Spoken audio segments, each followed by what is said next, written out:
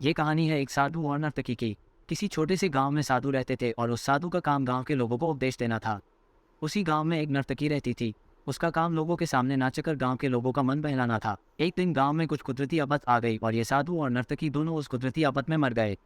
मरने के बाद जब ये दोनों यमलोक पहुंचते हैं तब इनके कर्मों और उनके पीछे छिपी भावनाओं के आधार पर इन दोनों को स्वर्ग या नरक में भेजने की बात होती है। साधु को खुद को स्वर्ग में ही आश्रय मिलेगा इस बात का अंदाजा था।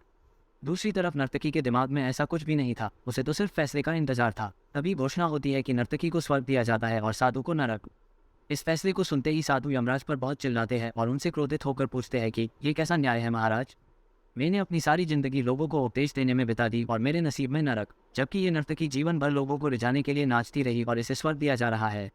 ऐसा क्यों? मेरे साथ ये अन्याय क्यों? यमराज ने साधु को शांति से उत्तर देते हुए कहा कि ये नर्तकी अपना पेट भरने के लिए नाचती जरूर थी, किंतु उसके मन में यही भावना थी कि मैं अपनी कला को ईश्वर के चरणों में समर्पित कर रही, जबकि तुम लोगों को उपदेश देते हुए भी यह सोचते थे कि काश तुम्हें भी नर्तकी का नाच देखने को मिल जाए। यमराज ने साधु से यह भी कहा कि तुम ईश्वर के इस महत्वपूर्ण संदेश को भूल गए कि इंसान के कर्म से अधिक कर्म करने के पीछे की भावनाएं मायने रखती है, और तुम्हारे इस कर्म के पीछे की भावनाओं के हिसाब से ही तुम्हें नरक मिला है। मॉरल, इस कहानी से हमें यही सीख मिलती है कि हम चाहे कोई भी काम करें पर हमारी उस काम करने के पीछे की नीयत साफ होनी चाहिए।